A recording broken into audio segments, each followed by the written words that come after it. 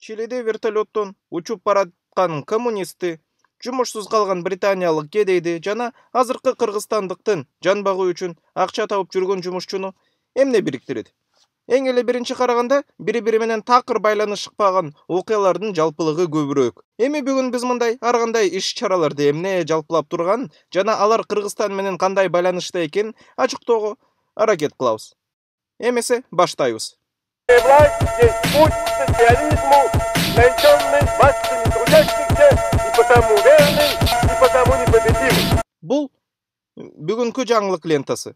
Азыркы абалды сүрөттөп турган бир суроону гана көтөрөт. Кыргызстанда дегеле эмне деген шумдук болуп жатат? Прокуратурага жаңы ыйгарым укуктар берилген, электр энергиясынын баасы көтөрүлүүдө, доллар кескин өскөн, өлкөнүн бюджети француз компанияга аутсорсингке берилген, өкмөт менчиктештирүүнүн жаңы толкунун жарыялайт. Бирок ошол эле учурда Кумтөрдү квази улутташтырат. Атамбаев унчукпай жатат, Абабанов болсо дээрлик камалганы калды. Маалымат кабардын мындай агымы жөн эле жинди кылат жана бул жерде эч кандай үлгү жок экен, бул жөн эле толук башаламандыкты көрсөтүп турат. Бирок чындыгында бул окуялардын баарынын жалпылыгы бар. Убактыңызды үнөмдөө үчүн мен эки түшүндүрмө даярдадым. Бири кыска, бири узун. Кыскасынан баштайлы. Көпчүлүк Кыргызстанда идеология жок экенине ишенишет. Бирок бул чоң апыртма. Бизде идеология бар жана ал өлкө эгемендүүлүк алгандан бери, тагыраак айтканда 30 жыл бою такыр өзгөргөн жок. Бүгүн Кыргызстанда болуп жаткан нерсенин баары неолиберализм. Бүттү.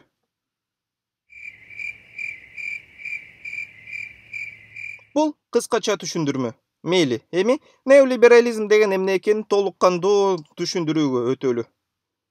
Неолиберализм жөн эле кооз сөз эмес, бул бийликтин приоритеттеринин системасы. Неолиберализмдин баалуулуктары коомго кызмат кылбайт. Алар чоң капиталисттердин жана ижарачылардын кызыкчылыгы үчүн аларды байытуу, бийликти сактап калуу, топтолгон капиталдын баарын мураскорлоруна өткөрүп берүү жана ири капиталисттерди өкмөт менен бириктирүү үчүн иштешет. Албетте биз бул жашоо майрамына чакырылган эмеспиз. Сиз бул жаман абал. Бул кандайдыр бир туура эмес өкмөт. Мамлекеттин приоритети бул адамдардын бакубаттуулугу деп ойлоп калышыңыз мүмкүн. Бирок чынында жок, баары капитализм логикасына ылайык иштейт. Неолиберализм эмне экенин түшүнүү үчүн кичинекей тарых экскурсиядан баштайлы. Тож присядьте, навчу вас за одну мини-лекцию. Ошентип, неолиберализм качан, кайдан келип чыккан, жана анын күчү эмнеде? Деньги. Неолибералдык реформалардын биринчи өлкөсү Чили республикасы болгон. 1973 жылдын 11 сентябрдагы мамлекеттик төңкүрүштөн кийин неолибералдык реформалар биринчи жолу бул өлкөдө ишке ашырылган. Аларга улутташтырууну жок кылуу, төңкүрүшкө чейин президент Альенде тарабынан жүргүзүлгөн. Мамлекеттик активдерди менчиктештирүү, жеке жана жөнгө салынбаган иштетүү үчүн жаратылыш ресурстарын ачуу, көбүнчө жергиликтүү элге каршы күч колдонуу менен социалдык камсыздандыруу системасындагы менчиктештирүү жана эркин сооданы бекитүү. Мамлекет өз кезегинде капиталды жана пайданы эркин экспорттоонун гаранты катары чыккан. Бул реформалардын баары Чили экономикасынын кыска мөөнөттүү жандануусуна, өсүш темптеринин жогорулашына, капиталдын топтолушуна, киришелүү жана чет өлкөлүк инвестициялардын өсүшүнө алып келди. Реформалар Чилинин экономикалык керемети деп аталды. Бул ийгилик, теория иштейт окшойт. Бирок чотто башкача кетти. Экономикалык кереметтер бийликтин үстүнкү катмарларында чет өлкө бизнесмендеринен жана кичи улуттук буржуазиясынан артпай калган. Бирок карапайым элге, жумушчуларга жана кичи ишкерлерге айрым башкача кереметтер даярдалган. Жумушсуздук деңгээли 4,3% 22%га чейин, айлык маянанын азайышы, тамак аш продуктуларынын баасынын көтөрүлүшү таанымал жагдайбы? Жалпы дөң продуктусунун же ВВП жылына 6%га өскөн фактысын экономикалык керемет аталышына жеткилүү болду. Калган калктын 45%ы жакырчылыктын чегинде жашап калганына да карабастан. Бирок ушунчалык керемет ири бизнесмендерге да көп убакытка жараксыз болду. Латын Америкадан чыга түшкөн 1982 жылдагы глобалдык карыз кризис убактысында мамлекеттин ЖДКсы 14%га түшүп, жумушсуздук 25%га чейин жогорулап, бир жылдык инфляция 40%ды түздү. А элдин анык кирешеси 2 эседен ашык төмөндөдү.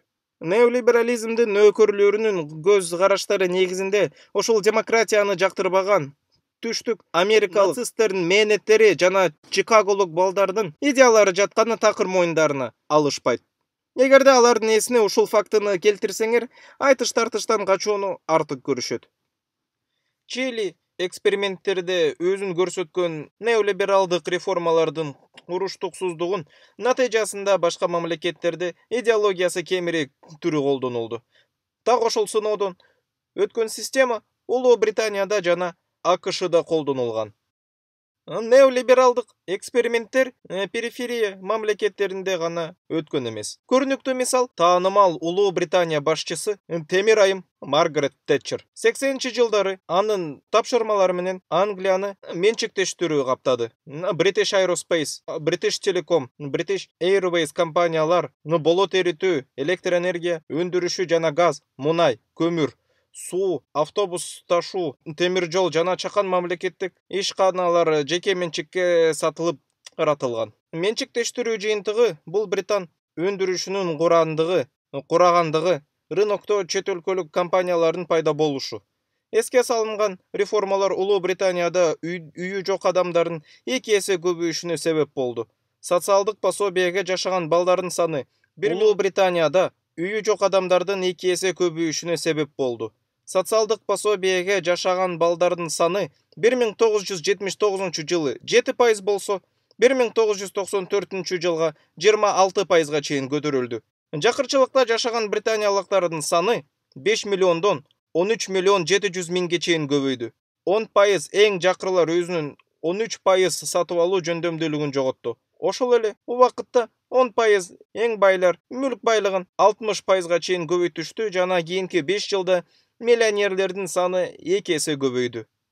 Дэвид Харви келтирген маалыматтарда жеке менчиктештирүү мезгилинде 1% эң мүлктүү адамдар мамлекеттик кирешедеги бөлүгүн 6,5%дан 13%га чейин 2 эсе көбөйттү. Процесстер бүткүл капиталисттик дүйнөнү каптап алды. АКШда неолибералдык экономика башталды. Мурдагы роликте айтылган Нью-Йорктун жана башка шаарлардын банкрот болушунун себеби экспорттук рынокту жогорулатуу жана тышкы инвестицияларга демилге берүү аркылуу Жапонияда капиталды жыйнап чогултуу политикасы жүргүзүлгөн. Бул коомдун катмарынын жыргалчылыгын көбөйүүсүнө карама каршы эмгекчилердин жашоо сапаты төмөндөшүнө алып келген. Ушуга окшош моделди банда четырех же Азия жолборстору аташтуулар кайталашат. Түштүк Корея, Тайвань, Гонконг жана Сингапур.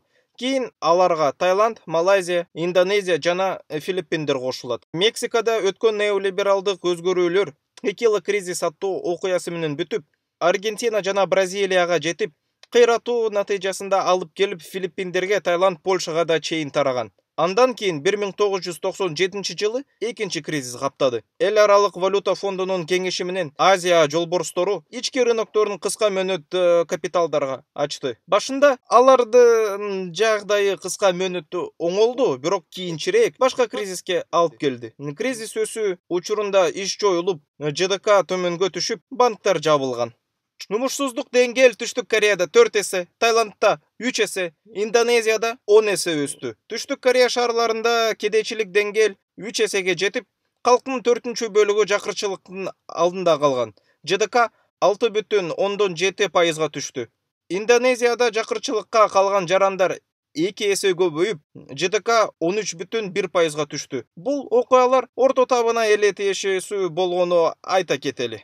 Неолибералдык экономикалардын кулоосуна ЭВФ жана АКШ министрлиги күнөөнү мамлекеттик аппаратка илип, мамлекеттин ашыкча экономикага тийгилишүүсү, мамлекет менен бизнестин ортосундагы коррупция болгонун маалымдап, айрыкча ошол система коррупциясынын пайда болушуна булак болуп бергенине көз жумушат. Экономикага ашыкча тийгилишүү айыптоолор жалпысынан күлкүнү келтирет. Анткени Сингапур, Кытай, Тайвань экономиканын либерализациясын толук эмес өткөргөн мамлекеттер калгандарга караганда азабын жеңилирээк өткөзгөн. Буга Малайзия эл аралык валюта фондусунун сунушуна көңүл салбаган фактысын кошкондо, баарынан биринчи ушул мамлекет кризистен кийин бутка турган. Түндүк Кореяда өндүрүш финансылык реструктуризация сунушуна көңүл бурбаган. Ушул жана башка неолиберализм кылмыштарын Дэвид Харвинин «Краткая история неолиберализма» аталган китебинде окуп чыкса болот.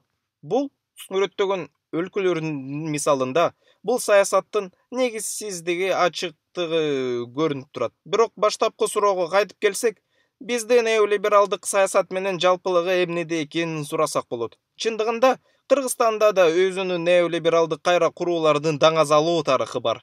СССР кулагандан кийин мурдагы советтик республикалар аймагында шок терапиясы жүргүзүлө баштады. Бул ылдамдыкта бардык постсоветтик өлкөлөрдүн ичинен Кыргызстан эң байкарлык ийгиликке ээ болду. Бул жагынан 30 апрелде кабыл алынган чаралардын пакети 90-жылдары жана 2000-жылдары эле жүргүзүлгөн реформалардын жыйындысы. Ошентип, биздин тарыхыбызда төмөнкү чаралар буга чейин ишке ашырылган. Жеке сектордун өнүгүшүнө дем берүү, дефицитсиз бюджетти жана төлөм балансынын тең салмактуулугун көздөө, экономиканын көмүскө секторун мыйзамдаштыруу, чакан бизнес секторун өнүктүрүү, чакан жана орто бизнести өнүктүрүү үчүн шарттарды түзүү, мамлекеттик киреше алып келген жана төлөөгө жөндөмсүз ишканаларды андан ары реабилитациялоо жана кайра уюштуруу үчүн тандалма тандоо жүргүзүү, банкроттук жол жоболорунун практикасын киргизүү, киреше салыгын ставкасын 20%дан андан кийин 10%га чейин төмөндөтүү жана салыкты 16%дан 8%га чейин кыскартуу, социалдык камсыздандыруу системасын реформалоо, анын ичинде пенсиондук камсыздоону топтолуучу пенсиялык системага өтүү. Акыркы убакытта мындай реформаларды белгилей кетүү керек. Өлкөнүн бюджетин француз компаниясына башкарууга аутсорсингге тапшырылганы, квази улутташтыруу, УКМКнын коррупцияга каршы күрөшүү башкармалыгы жоюлду, мамлекет аппаратынын 30%га кыскарышы. Ошондой эле ишкерлердин ишин жеңилдетүү жана катардагы жумушчулардын бурамаларын бекемдөө үчүн бизнес коомчулугу менен жолугушкандан кийинки берилген тапшырмалары. 35 сунуштун ишкерлери короого деп жаманган бул киши жегичи документ бийликтин неолибералдуулугун көрсөтөт. Документтин өзүн көпкө кароого болот, бирок бүгүн биз бул үчүн жолугушпайбыз. Демек, каалагандар аны төмөнкү шилтеме аркылуу тааныша алат. Биз болсо улантабыз. Мамлекеттик мүлктү сатуу дагы неолиберализациянын негизги символдорунун бири болуп саналат. Бул жерде сиз 32 мамлекеттик компаниянын сатылышы тууралуу акыркы жаңылыктарды кошо аласыз. Анын ичинде Альфа Телеком, Кепилдик фонду, Керемет банк жана Евразия сактык банкы бул бийликтин неолибералдык позициясын жана башкаруу таптын жумушчуларга болсун таасирине бекемдөөгө каалоосун дагы бир жолу ырастайт. Буга чейин 90-жылдары болгон окуялар кайталанып жатат. Тарыхтан алынган бул саясаттын жыйынтыктарын билип туруп, биз бул өзгөрүүлөр эмнеге алып келерин эң сонун байкай алабыз. Бирок тарыхка бир аз токтогойлу. Биздин өлкөдө неолиберализм кандай кабыл алынды? Трансформациялардын биринчи натыйжасы бекер жогорку билимдин жоюлушу жана билимдин товарга айланышы, менчиктештирүү. Андан кийин өндүрүш комплекстерин жана фабрикалардын талкаланышы, саламаттыкты сактоону коммерциялаштыруу жана жеке медицинанын киргизилиши, айыл чарбасынын деградациясы жана айыл чарба продукцияларынын импортунун көбөйүшү, финансылык туруксуздук, экологиянын бузулушу жана теңсиздиктин өсүшү болгон. Экономиканы реструктуризациялоо үчүн көптөгөн программалар ишке ашырылды. Алардын эң атактуусу ПЕСАК, менчиктештирүү долбоору жана ишканалардын секторун жөнгө салуу кредити программасы болду.